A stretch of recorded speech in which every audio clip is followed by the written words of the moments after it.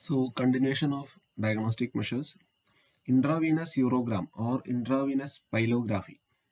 That also can be done to find out any defect in the bladder. Otherwise, we can go with CT scan with contrast, which will provide a similar result like intravenous pyelogram. Cystoscopy, I have already told, is considered as most relevant diagnostic test. Urine cytology will help to check for malignant cells. We will be taking the freshly voided samples. Other type of tests are rarely done. Latex aggregation assay. Here we can find out bladder tumor antigen, but low in specificity. And regarding the other type of diagnostic measure is flow cytometry. This will help to measure the DNA content of the cell. These all things are rarely done because by doing the cystoscopy itself, we will find out the tumor, and we'll go with the CT to find out the margins. Then we will plan the treatment. So here flow cytometry will help to measure the DNA content, so that we can differentiate aneuploid cell from diploid cells. Aneuploid cells means the cells there will be missing or increased number of chromosomes, which will leads to unwanted replication of that particular cell. So that can be finded out here. So those were the diagnostic measures. Next, TNM classification. T0 for no tumor, T for tumor, okay. TIS, tumor in situ, TA for papillary non-invasive, T1 means submucosal invasion, T2 superficial muscle invasion, T3A deep muscle invasion, and T3B perivesical fat invasion, and T4 means invasion of contiguous organ. Contiguous organs means the organs which share the same border. And next, N for node involvement. N1 means single node is been affected, which is of less than 2 centimeter.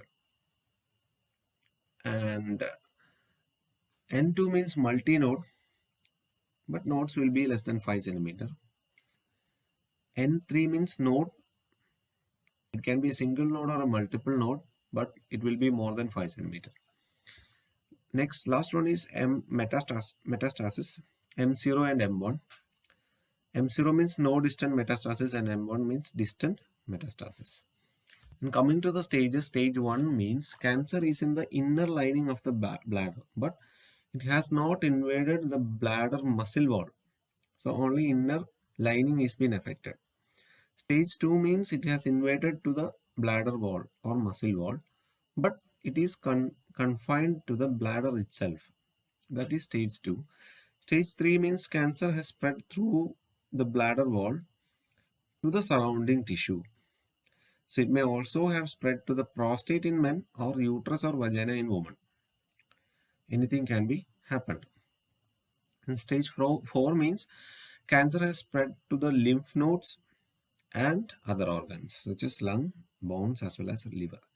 So these are the 4 stages. Coming to the management, collaborative care can be done. Surgeries, radiation, chemo, or intravesical therapy. One by one, surgical management, transurethral resection with fulguration can be done. Fulguration means destruction of small growths or areas of tissues using diathermy. Diathermy means with heat, the probe which producing heat. So with fulguration, transurethral resection can be done, or open loop resection also can be done with fulguration. Laser photocoagulation nowadays we are doing. Otherwise, cystectomy, segmental cystectomy is also termed as partial, or radical is also termed as total, can be done. So transurethral resection of bladder tumor, TURBT. So this procedure is done only for to remove superficial lesions. Here a wire loop is inserted with the help of cystoscope. Mainly we are cauterizing and taking and resecting the tumor.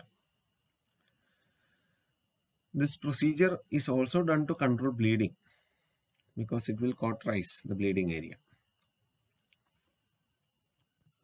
So segmental cystectomy, here mainly partial cystectomy is being done, in which a portion of a bladder wall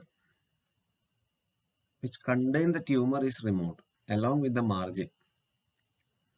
That is partial cystectomy. You can see the image. After that, these walls are sutured back. Radical cystectomy is also termed as total cystectomy.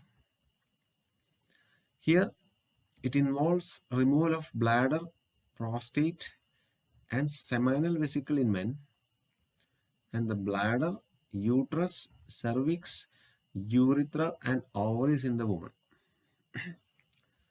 Very detailed surgery. So here, after complete removal of the bladder, there is no bladder. So we have to create new way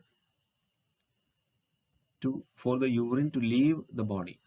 That is termed as urinary diversion. So here you can list down the types of urinary diversions you have already studied in second year.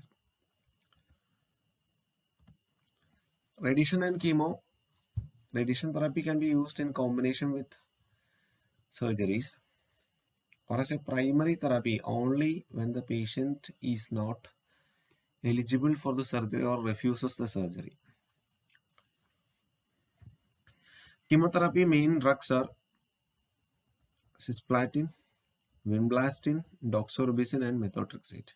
Commonly, chemotherapy are using when there is invasive bladder cancer.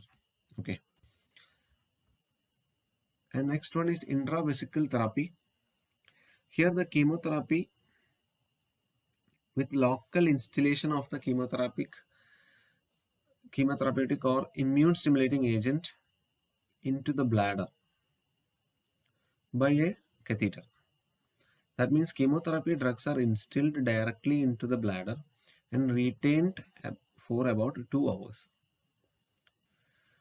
Here we have to keep in mind that we have to change the position of the patient every 15 minutes so that maximum contact of the chemotherapy drug will be there.